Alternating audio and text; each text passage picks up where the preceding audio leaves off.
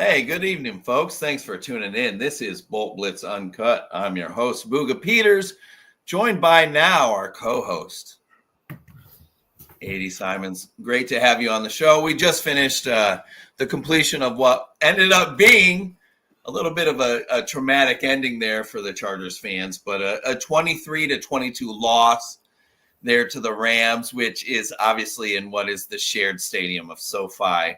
And it was a little bit weird seeing the Chargers as the away team there at SoFi. But 80, anything that stood out to you in the game today and anything that you want to make sure that Charger fans hear right away when it comes to your diagnosis of the game? Honestly, it was just an opportunity for the guys on the back end of the roster to earn a place and step up. We saw the starters come out. They had a couple of drives. I'm going to be concerned about the Quentin Johnson. I mean, that was not a good play. That was a horrible hit. Now, is he going to go into concussion protocol and be out for 2 weeks? There's a question. But other than that, it was just an opportunity for the guys to step up. And there was not a lot of positives from the backups. I mean, it's a silly, meaningless game for fans, but yeah. It means the world to those players out there, obviously. It's just there wasn't a lot of positives from a lot of the plays. And then to lose it like that, I mean, from what I can see, it was a blown assignment. From Nico Reed, he was on the outside. Then we've got the safety over the middle. Somebody screwed up. And that's not. It got tomorrow morning. That's not going to look good on tomorrow morning when they're all back in the facility. Well, the one thing that I think that you and I would agree on, regardless of how sloppy it ended up looking at the end, Jesse Minter will get that side of the ball right, and right that side when it comes to making sure that shit like that doesn't happen again. It was a little bit disheartening there, like we had talked about pre-show. It felt a little different because before we got into what was going to be the end of the game, it felt as though we were going to talk about the Chargers having a 22-17 victory. Next thing you know, we look up. It's we look up. And here we are. We don't care about the actual outcome regarding the score because it really doesn't matter at this point with the Chargers. We talked about this pre-show, and we really want to get into this quarterback battle. And is it really a quarterback battle? Obviously, we don't mean for the starter. That's obviously Ten's job. Well, when it comes to the QB2 battle, Taylor Heineke, Trey Lance, we saw enough of both quarterbacks tonight, and I think that we have throughout the preseason. What has stood out to you, and how do you expect that to kind of fall from this point on? Trey Lance is making himself really attractive to a potential trade for a team that's going to be needy. He's done really well. I think Taylor Heineke's probably shown that he doesn't really fit as to the long-term direction. He's a journeyman backup that's probably going to need to be out of town soon. We've not seen much of DJU. Trey Lance, he looked really, really good. Some errant throws here and there, which, if he does stay with us, is going to be an opportunity for him to develop, hold the clipboard on the sideline, and just develop week in, week out under the good coaching staff that we've got there. So if he does stay, cool. If he doesn't stay, we get some nice picks out of it. It's a win-win regardless for us. I think Taylor Heineke probably going to be out of town. Depending on how many QBs they choose to keep on the roster.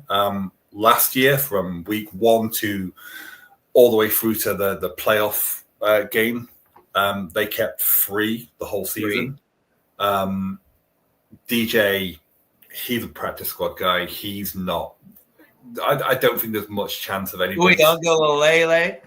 I'm going to go along with the guy. Damn it. Uyunglele. Yeah. So I was watching some of the ACC stuff because last week I kind of struggled calling him all sorts of names. So I went to the ACC network and they just called him DJU. And I was just like, that's good enough. Yeah, for right now. Here's the deal. That's good enough. All due for respect now. to Yeah. you. So it's Uyunglele. Yes, I have it. But DJ U just comes off the tongue better. He's a practice squad guy. Given his not exactly exemplary college for tape and moving a couple of times, he's probably not going to be overly recruited off the practice squad, so it gives us a chance to kick the tires on him for a year, see what kind of guy he is. I don't think anyone's going to steal him off the practice squad. So we talked about it in the pre-show. He'd be best suited if he really wanted to kind of carve out a role in the NFL to kind of compare to the tight end right now. Yeah, he's 6'4", 252 listed. He's probably the second biggest tight end if he made the switch. The size profile would fit the Greg Roman tight end position better than what they have at most positions, other than distance, of course. Yeah. I think he's bigger than Gadsden by considerably. Gadsden's actually lost a lot of weight since he actually come into the league. So he has thinned up a little bit, but I feel like we're picking on him. He's what I think he's down to like 236 now listed by the Chargers. So he's firmly in that kind of red zone receiver for matchups line. He's not going to be he's not going to be a hand in the dirt tight end until he can put about 15 pounds on and actually learn to block. From all accounts coming out of training camp, I've only seen one person say anything positive, and it was a block where he tried, and that was the only promising comment. That was the only promising comment that came out of training camp, where one single block where he tried. It tells you about how bad the tight end position has been when it comes to blocking, a la Donald Parham, a la Trent McKitty. I mean, it's been some tough goings, if you will. Yeah. You guys are listening to Bolt Blitz Uncut. I'm your host, Booga Peters. We're talking with our co-host, 80 Simons, right now. He's across the pond. 80, right now, real quick, just let everybody know, what time is it over there? It is currently 3:34 a.m. I have a wife and a child soundly asleep in the other side of these walls. I'm here. And you're here to talk Chargers Rams season. Yeah, I'm a Chargers fan. I'm used to this. Like, I'm used to games finishing at like 5:30 a.m. for these primetime games. So this is 20 years of being a Chargers fan. Yeah, I'm used to this. I'm more than fine doing this. It's a serious dedication. I hope that the folks even for a silly preseason game, it's worth it though. I mean, we had fun watching it, and though nothing was like stood out, especially as much as the prior preseason game did. When we're looking at this roster, we talk about that quarterback battle.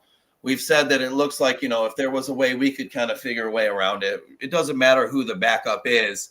If Herbert goes down, it doesn't matter. The Chargers season is going to be kind of defunct and horrible anyway. But for me, in the way that I've looked at this preseason, with Trey Lance, if there is something that you can do to perhaps trade him to another team and maybe get that more premier draft pick than we had talked about earlier, then you try to do that. But right now, as we've already addressed, if it goes down to 10 getting hurt, it doesn't matter. We saw 10 start today. Was there anything about 10 that bothered you? Was Herbert comfortable there? Or did you think that it was more just a disconnect as far as it's a preseason game? It would have been nice just to get some timing in. Some of his throws were off. I think it was something like two for 6 yards completed. And it's like, some of the timing needs to be out. I think at some point there needs to be a joint practice against like other teams, because he's training against the 2s and 3s at practice, and the timing, the real speed is off. He's not got an edge rusher that's trying to chase him down to actually take him to the ground. He needs to kind of figure out a way of simulating a more game scenario, and doing 2 drives here is not gonna. That's not enough. I think at some point they need to figure out a way of getting a practice session in. I think they've got the 49ers next. Hopefully they can figure out a way of having some healthy players and just getting some more live practice, because going down to Brazil, against the Chiefs, no, they need more. I know it's such a small sample size. yeah, no, this is not gonna. What I've seen here is not nowhere near Producer where we need to be. Just wanted to come in off the top rope. 80 let you know that the Chargers and Rams were to hold a joint practice on August 13th. So they need a little bit more time, is what I hear. Yeah, well, they canceled it because of all the injuries that they've had Right. previously. The Chargers literally said we're a little too banged up. Yeah, Exactly. so they've released some guys and they've signed a couple of DBs in the last 24 hours. Hopefully they can reinforce the ranks and maybe figure something out with the 49ers. Like they need some more live reps. I know it's a short sample size, but we need to see something more. Going down to Brazil against the Chiefs, based on that, I'm not liking it. Well, and I would even add this too. Like, I know the lament amongst you and the rest of you guys in the Bolt fam out there, the Bolt bureaucracy, as I've come to know and love you all. The life after Slater being hurt is really kind of the question here. And we talked about the joint practice being canceled. That's the point I wanted to make sure that you guys brought up tonight from my perspective as somebody who's learning about this team. Just curious about your take.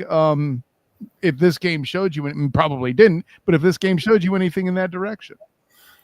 I think it's too small of a sample size. Like I say, just like a small amount of plays doesn't really show too much. Yeah, I mean, missing Slater at left tackle is a massive problem, and the guy's an all-pro level player, and you're just essentially moving one tackle to the other side without really a thought of what plugs in around it and how you're going to balance that line out now. I mean, I know if I was a defensive coordinator, I'm salivating now watching this Chargers play and watching how this line's formed. I'm like, I know how I'm going to attack this team now, and that is a problem. If some guy chatting shit on the internet knows how to do it, there's probably a bunch of defensive coordinators right now, and Max Crosby especially. They're looking forward to playing the Chargers.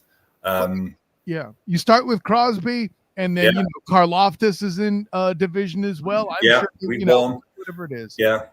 So I mean, with the way this offensive line is formed out now, I'm putting my best pass rusher on Trey Pipkins.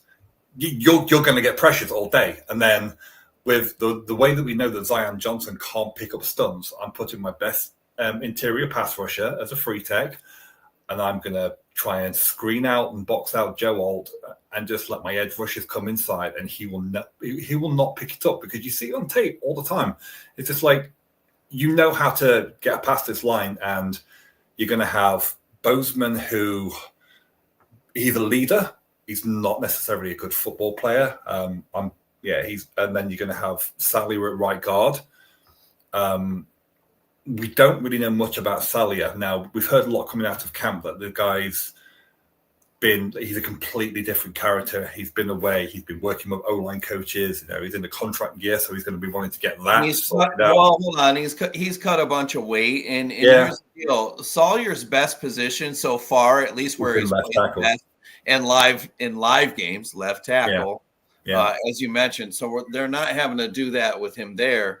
I'm not sure that his feet are quick enough for what they like to do inside, to be honest. No. But he is the guy that's going to be the right guard. You're looking left side to right. You have Alt, Zion Johnson, Bradley Bozeman, Jamari Salyer, and your boy Trey Pipkins. Yeah. I mean, it's not exactly what we envisioned as Chargers fans, but how concerned are you with that starting five? Very, because 4 out of those 5 shouldn't be starters. Like they're not on the level. I mean, Pipkins especially. I mean, the guy with a reclamation project who was given a 2-year extension by the last administration. I mean, you could cut that guy tomorrow and save $9 million against your cap should somebody become available. But we've already got so much cap available. We're not here to pretend that they would do that. By the way, no. I mean, Joe Ortiz has made it perfectly clear that he's happy with the line he's got. I mean, even at the combine when he did his interviews, he refused to acknowledge that the interior offensive line was a problem. And it's just like every Chargers fan and anybody who watches football is like, "Are you serious?" I mean, guys like Brandon Scherf, he's retired. Dalton Reisner. Hey, do you think that he might have done that just to maybe push up his price tag just a tinge? Yeah. You're not retired until that paperwork's filed with the Players Association. We'll say it that way. Exactly. Let's see how retired he is if the Eagles or Chiefs have a lineman go down. Yeah. If one of those guys have a lineman come down, we'll see how retired he is at that point. Well, I think that's pretty. I said this on Twitter a few times. It's like until that paperwork's filed, you're not retired. Correct. I mean, Matt Ryan would agree with you too. By the way, you mentioned Brandon Scherf. Listen, as much as we've talked about him on the Duval dive being well past his prime, I don't see him making an impact in particular either. I'll just throw that out there. Oh. He would be an upgrade on anything that we've got right now. If you need to get a 3 to 5 game series out of him, you could probably get that. But he's better than any option we've got now at guard. That's how bad of a dire situation this is. I mean, it's until I see something more, which will probably end up being week 1. Maybe we get something out of the 49ers game as a dress rehearsal. Yeah, I'm not. This is going to be a lot. What are you counting on? I don't expect him to be overly active at any point until something happens and they start to determine further into the season whether or not they're a playoff team, and then maybe he makes some noise. But I think what you see is what you get right now. Do you expect anything major to happen roster-wise?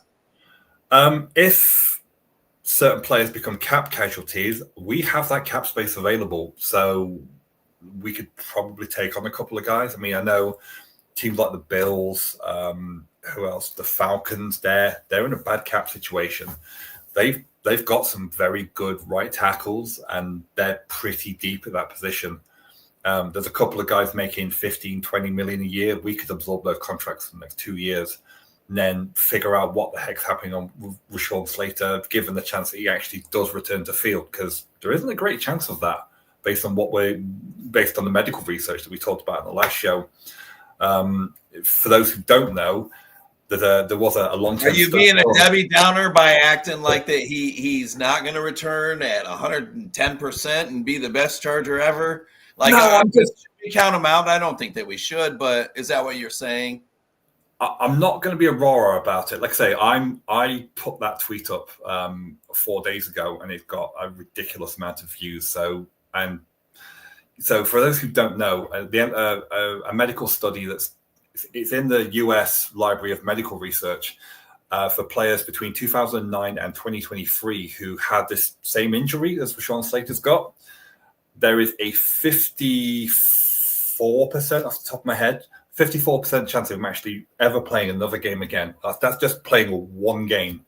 So if he does come back, and again, there's research on that as well, he's not going to be the same player. Like, he's going to really struggle, even if he does come back and be another player. And that's, like I say, we've got $92 million tied up in that guy. I mean, it's insured, but for 2026 going forward, there's no cap relief for a guy being hurt. So we're going to have to try and make do of whatever part of Rashawn Slater comes back. And the return to play time is about just shy of 12 calendar months on average. So if we do get him back, he'll probably only get cleared, early August of next year to replay. So then we've got to get him worked in, and it's just, there's a lot of unknowns is what I'm trying to say. And yeah, it's just like the tackle position's a tough one to play. I mean, biomechanically, it's one of the most unnatural positions because your knees are bending all over the place. And we have a certain Mr. Mikhail Becton. He's another person struggling at the moment. We don't. There's so many unknown factors. We don't know whether he's had the surgery yet. So even from surgery, it's about 11 and a half months recovery time from surgery. We don't know whether he's had that yet. I'm not trying to be a downer, but I'm being. You're not. No, you're just. I'm being realistic about what the situation is now. Well, yeah, sure. No, and it's easy to get, as some Charger fans would consider it, all boo-hoo and shit about it. We don't have to do that, and that's not what we're doing right now. We're really trying to be as honest as possible. It's the front five in front of Justin Herbert right now they're not Justin Herbert caliber offensive linemen as a front five. They don't have the cohesiveness. They have not built up the rapport that you would like to have. They're still just trying to figure it out. It'll be interesting to see even who the starting five are when it comes to left tackle through right tackle when it comes to this thing kicking off. We have a pretty good idea of who it's going to be, of Alt, Zion, Bozeman, Salyer. Now we kind of know a little bit more about the Becton situation. Then it's going to be Pipkins. I think that's until one or the other gets hurt.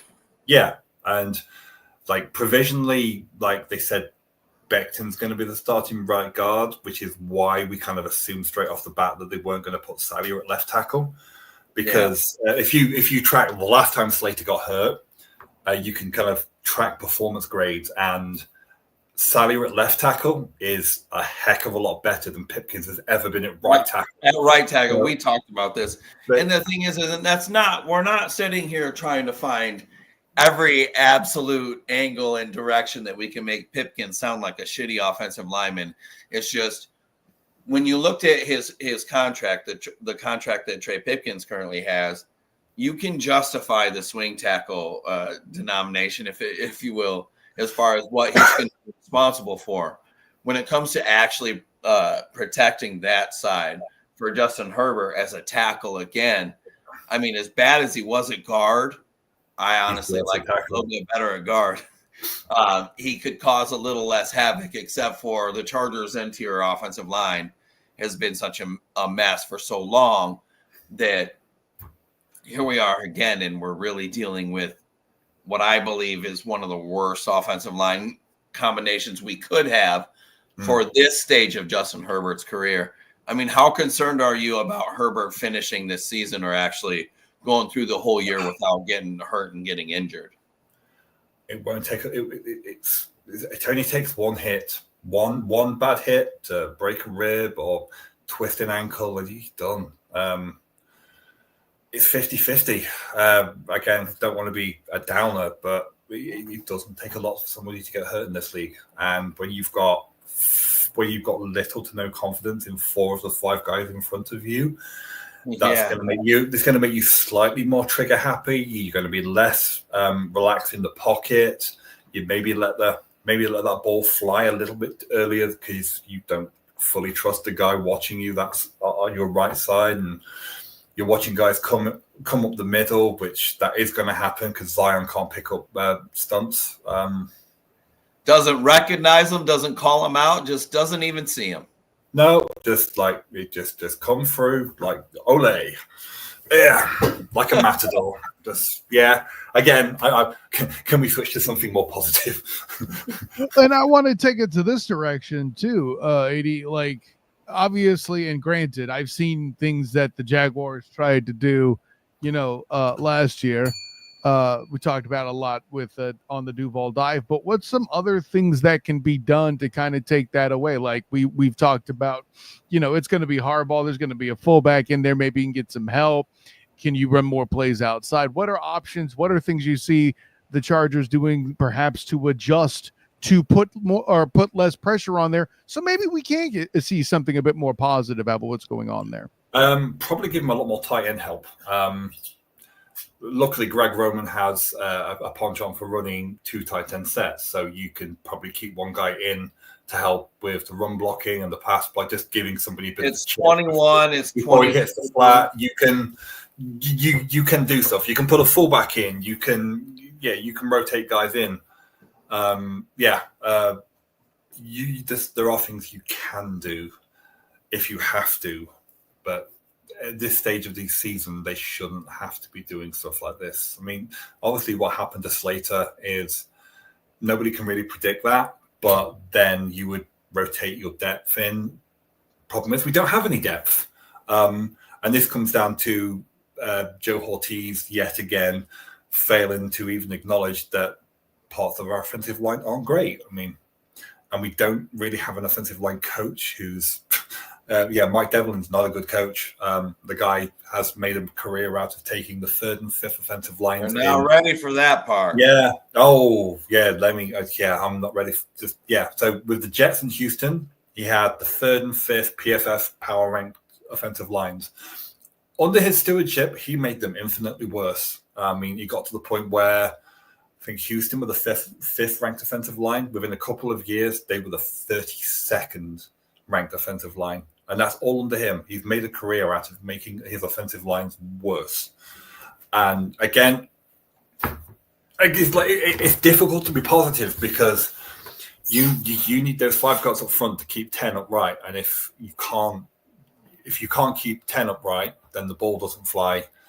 There's no holes in the offensive line for the running lanes. Everything starts with those guys. And Joe Ortiz's refusal to so much even acknowledge them being a problem is a problem in its own.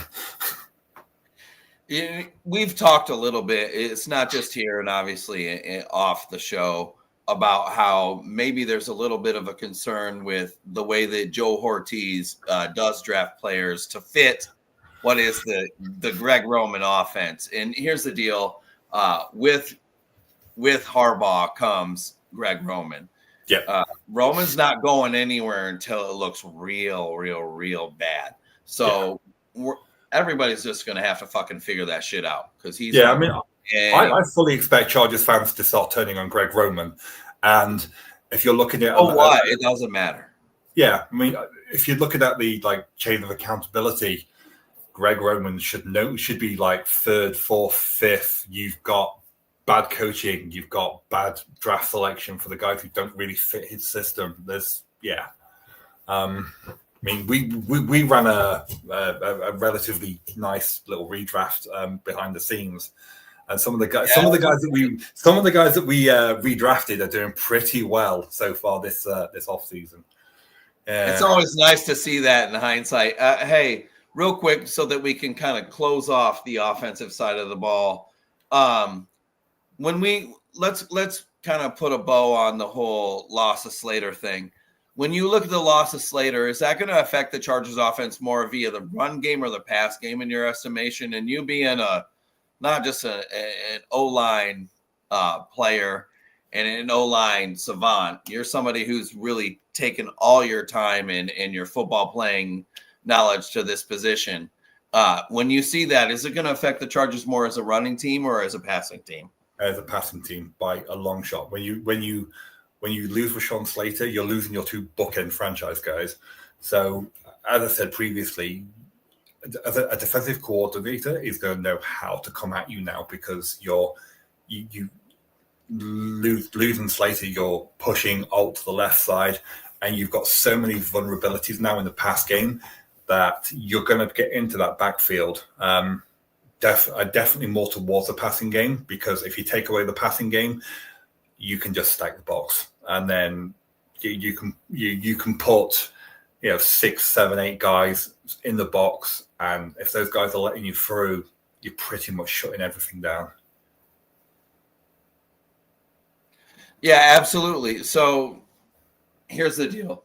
I'm not that concerned about the offense. And as much as we're all concerned about the offensive line, I do believe that my favorite player in the entire draft class, who ended up being drafted by the Chargers at 22 there in the first round, Omarion Hampton, I think that he's going to do enough, regardless of what's going on with Najee Harris, your boy Blinky.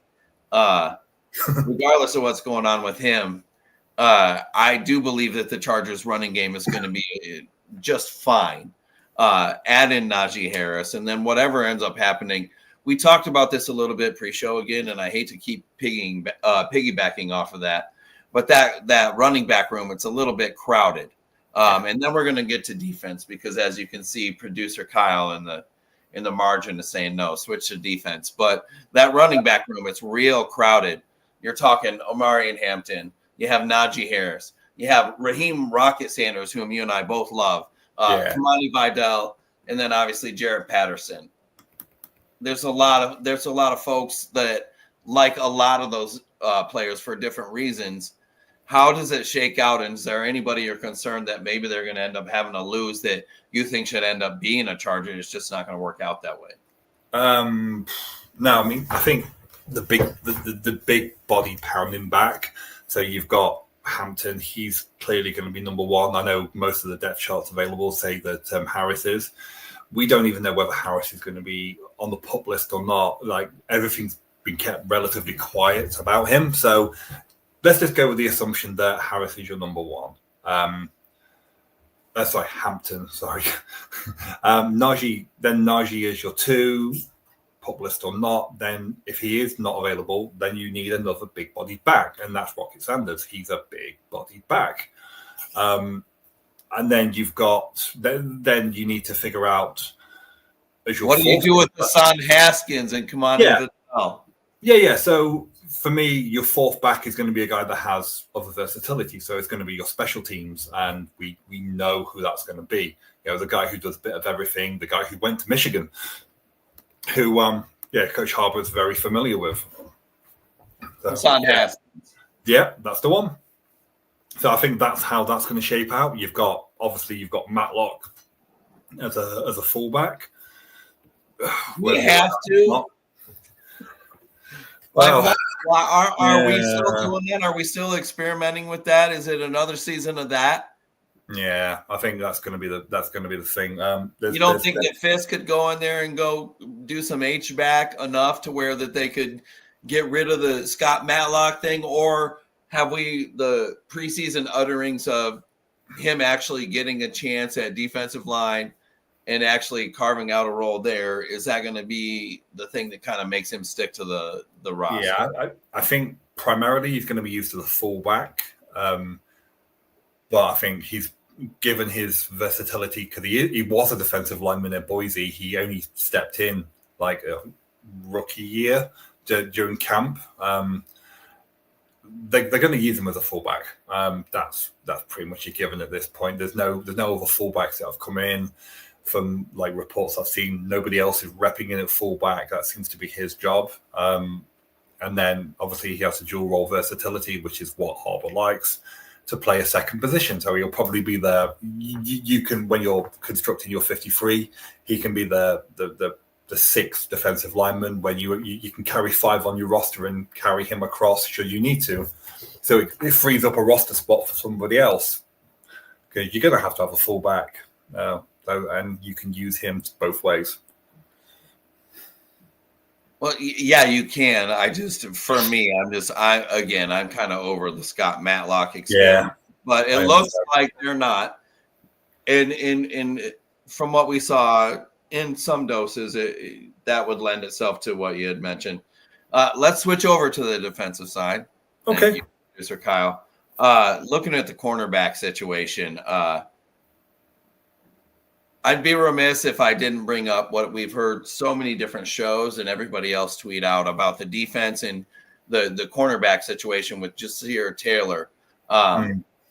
As much of a liability as he is in coverage, he is the team's number one gunner. Yeah. Dean Leonard's still kind of banged up in and out of what's going on. He's not a lock for sure.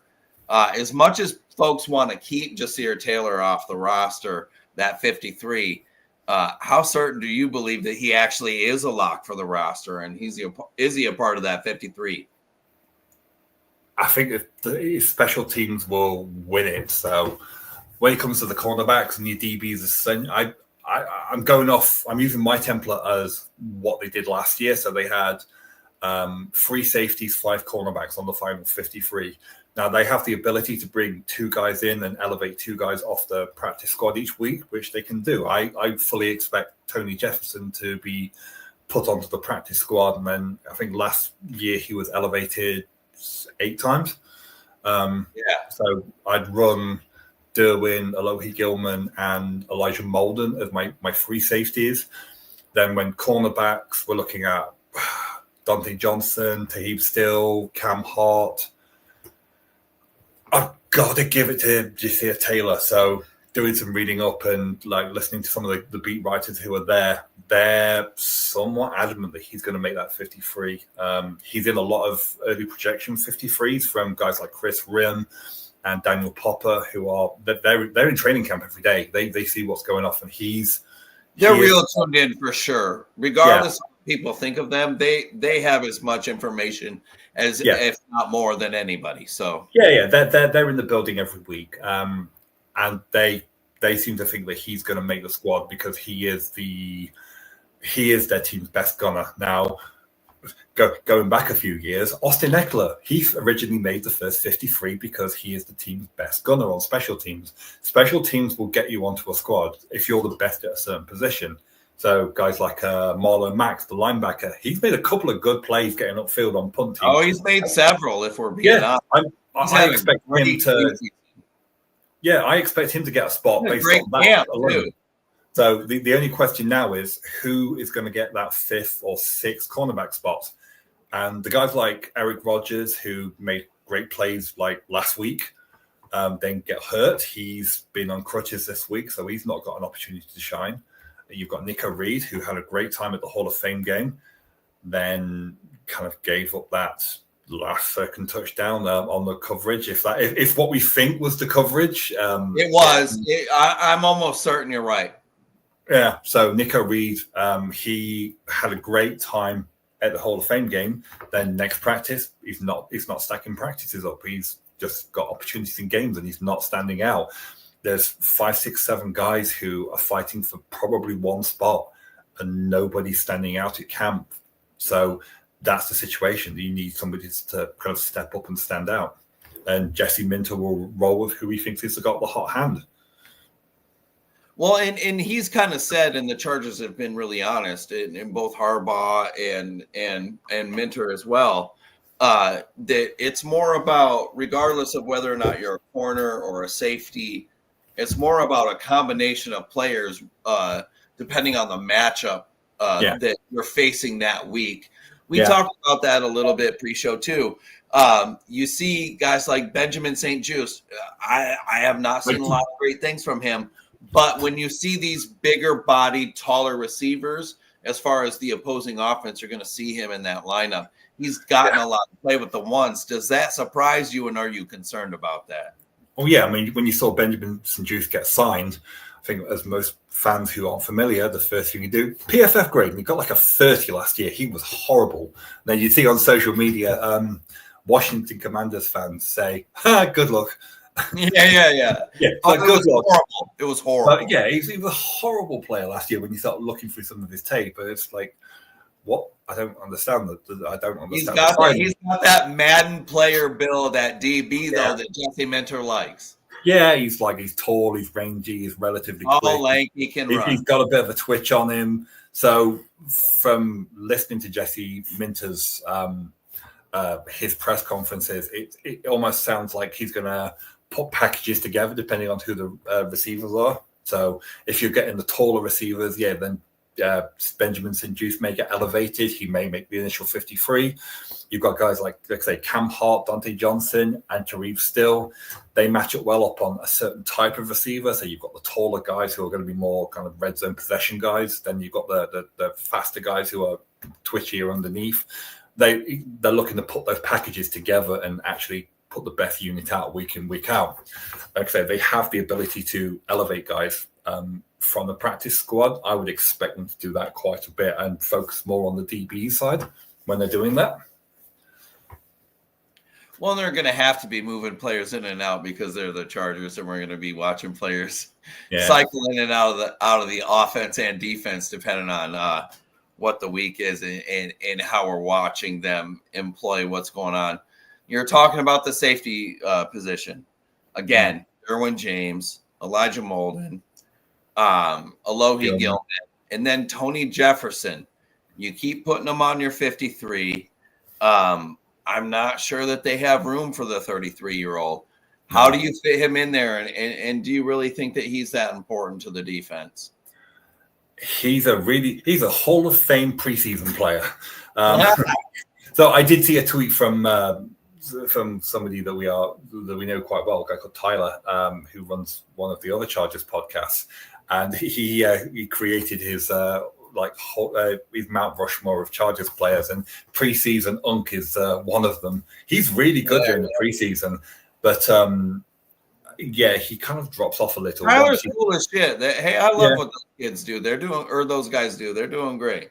Yeah, I like Tyler. He's a really knowledgeable guy. And he's definitely someone cool to talk to. But yeah. So going back to him, he wasn't active a lot last year. So I think he may have been on the initial 53, but he wasn't active a lot. So he had like week 1, week 3, week 5, week 7. He'd be active. Then he'd have like a little bit of a streak. He had no injuries. I think the only injury he had was a hamstring injury towards December time.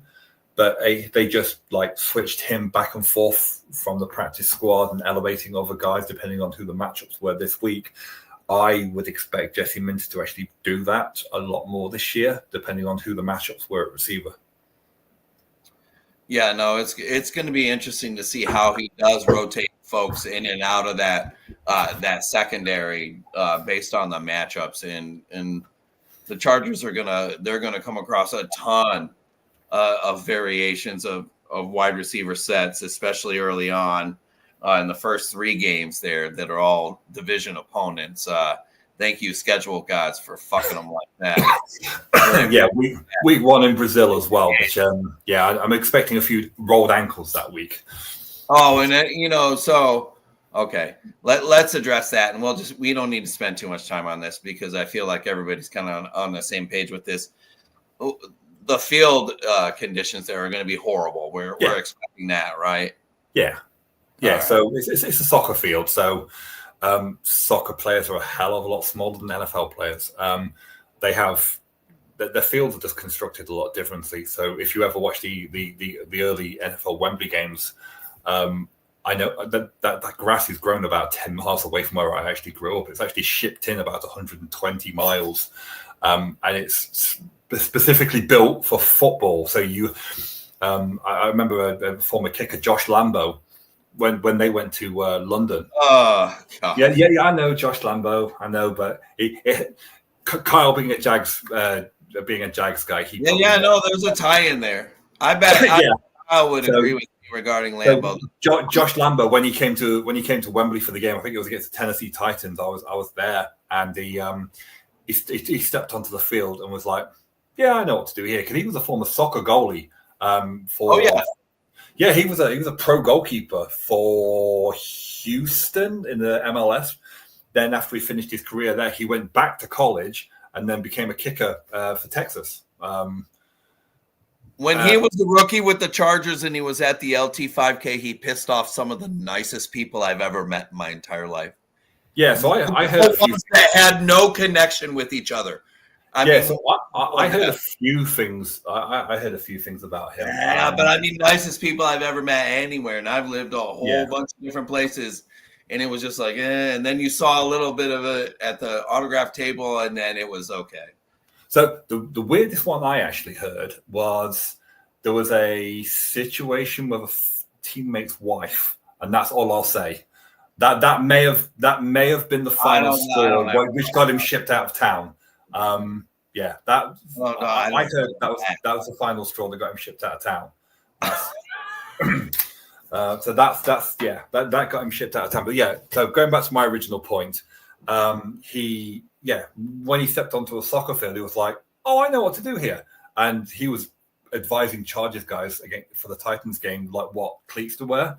So I know the Patriots, they're very strict on what cleats people bring to the game. So the equipment guys are instructed to bring a certain amount of like studded cleats and like molded cleats. So you've got to, and that is a big difference. And suppliers will provide cleats. I know Nike do. They provide cleats for every possible surface. So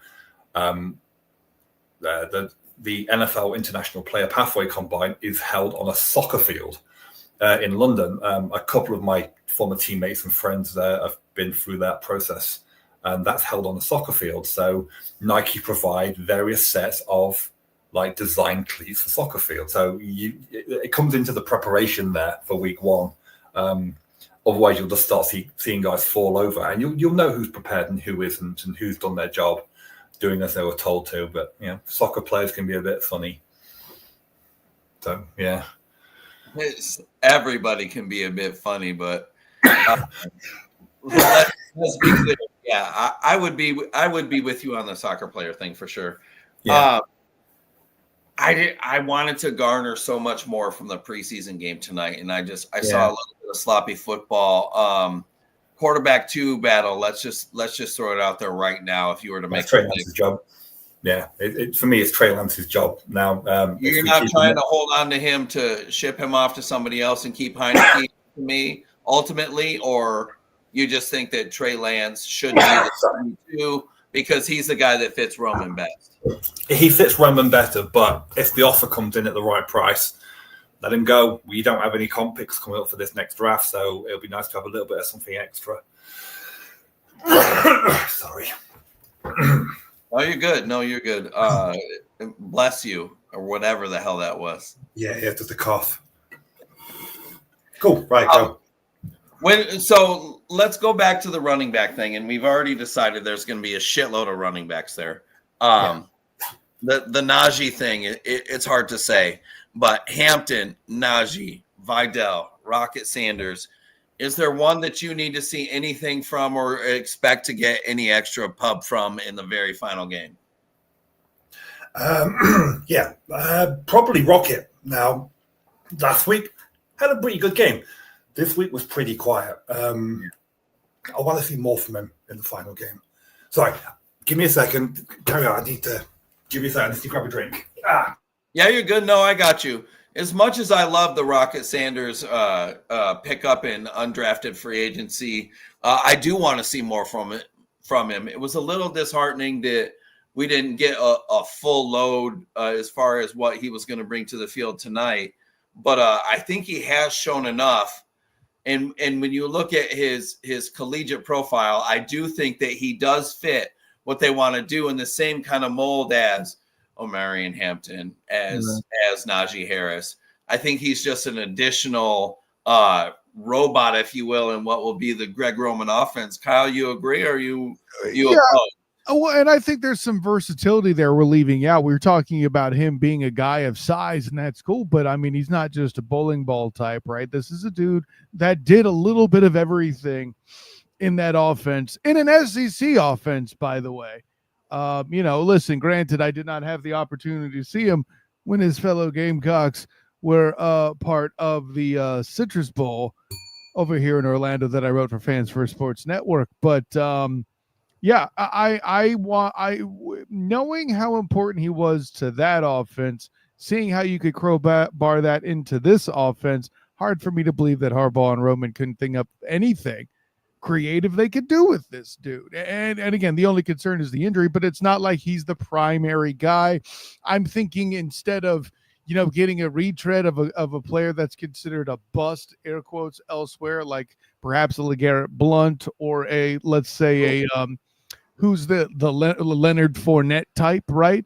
He could be that role, and they spent a relatively lower round pick to get him. Yeah, Lenny was pretty legit there for a minute, though. Well, hey, my dude, Travis T. Holmes of Big Cat Country, actually wrote somewhere that he thought he was a bust. It was a really bad take. Yeah, I make that joke, Travis. If you're listening, we're playing. But, yeah, he's in that camp. But, hey, that's not an issue here. Having Rocket available to do the various things and show some versatility is something I appreciate. No, I mean, here's the deal. It's the preseason. We didn't see anything that was overly impressive. We didn't see anything that really surprised us. But I will say this. I'm excited to see what happens in this iteration of Harbaugh and Ortiz. Though AD and I would agree that Ortiz hasn't necessarily given the offense under Greg Roman exactly the pieces that he deserves or that he could use to really fully take advantage of his game plan. I do think that there are a lot of different things underway that are going to be exciting, and Chargers fans should be excited. I think it's going to be a fun offense, even with the offensive line the way that it is. Before you sit there and harp on the fact that Greg Roman is one of the least inventive passing offensive coordinators ever, he's one of the most inventive run offensive coordinators ever. He's going to do a lot of really fun things with this team and the running offense. I hope that people are patient enough to see it kind of play out. Yes, Pipkins, Sawyer, Bozeman, Zion Johnson, you guys you're on notice automatically right away. And Joe Alt, yes, I know that you played left tackle at Notre Dame. You happen to be a right tackle for the Chargers last year.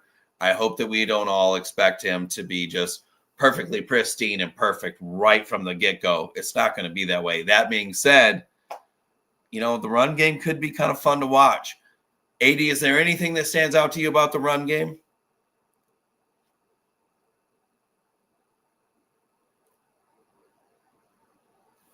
His mic's cut. Yeah, so somebody cut my mic. Sorry, I didn't do that. Oh, that was the host. A lot of big body backs. So you have the ability with 4 backs to rotate your guys in, keep them all fresh. And we know from like historical data with Harbour, he likes the way he splits his backs down between the first, second, and third guy. He's always got a fresh guy. He rotates the guys in. He'll have like your lead back will do like 50 to 55% of the reps. Then your next guy is going to get like 20, 30%, and so on and so forth. You're always going to have a fresh guy. So if they can open up those lanes, those big 235-pound bowling balls, they're going to make an impact. And they're going to start wearing the defense down. And then when the opportunity is right with Greg Roman, the way he schemed things, that ball's going to get thrown. If you can keep that pocket clean, the ball's going to get thrown. And I know people want to call Greg Roman boring, but the fact is that Herbert not having to make stupid and unnecessary throws. Last year, he actually had his most efficient passing year as a player because he's not having to air the ball out and make stupid throws. So hopefully if we build on that, then it leads for a more positive time, but you've just got to keep the guy upright and get those lanes open for these big bowling balls for running backs. Well, for one, I'm excited about it. I'm kind of an old school guy. I'm a Midwest guy. Yeah, I've got some California ties, some San Diego ties. Everybody knows that. But how we met, yeah. I'm a Michigan-born guy, so we're a 3 yards in a cloud of dust kind of folks out here. So yeah, the importance of establishing the run is something that will never be lost on me. The Charger backfield feels from 1 through 5 or whatever it ends up being. Yeah.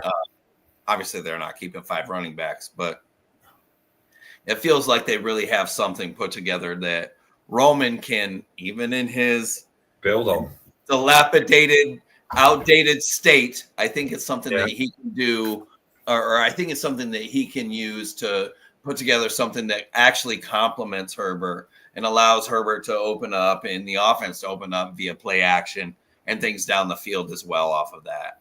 Yeah, I mean, a lot of the modern NFL guys think that Greg Roman's a dinosaur and his playbook should be written in hieroglyphics.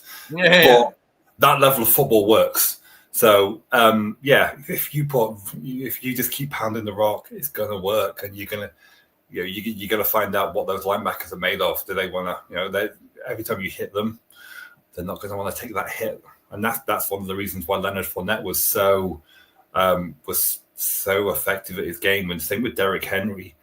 The guy's built like a defensive end, and he will just hit you. Oh, he's 6'3", 255, but he's a running back. Oh, and he runs a 4.4, sure. Yeah, and that's I don't know. And that safety that comes up into the box after he's cleaned your clock last time, you're not going to come as fast the next time, and that's an extra couple of yards, and it just keeps building from there. But we have, obviously we don't have a Derrick Henry, but we have, 2, 3, 4 guys who can run that rock, and we can keep stable, happy boys, man. Yeah, that's one of the things I am excited about. It's just a case of whether those guys up front can get those lanes open. It feels like an AFC North built offense. Yeah, I can deal with Pittsburgh and and so on, and Ravens. And the Ravens, of course. They were. That's how they built their offenses. That's where Greg Roman came from. He spent a lot of time at the Bills, at the Bills, and at the Ravens. It's just a case of whether those 5 guys up front can open the lanes up. we've talked in circles about the offense, so we're not going to do any more circles. We're just going to kind of close this thing off. So what we would like to let everybody know is here at Bolt Blitz Uncut, one of the things that we're the best at is scoring the best guests that you can find out there in all of the land, as I like to put it. We've got my guy Nate Burleson coming up here on the show, and then also the Princess of Darkness, Amy Trask. I know I'm excited to ask them both a bunch of questions. 80. It's not too shabby, huh, for an old guy who has been irrelevant for about a decade and a half. Yeah, there's a lot of Chargers podcasts who owe you a lot from the way they started. 10 years out of it, and I've been waiting for you. And we're still bringing heavy hitters. No, it's just it's just a matter of a lot of people helped me along the way, and I was just kind enough to where they decided to continue to be a part of my life. Guys, this has been Bolt Blitz Uncut. I'm your host, Booga Peters. This, of course, is 80 Simons from across the pond. It's so butt crack early there. Yeah, 4:22 a.m. as I'm talking right now. And our humble producer extraordinaire, Kyle Nash, is in the background. You guys have been listening to Bolt Blitz Uncut. Thank you so much.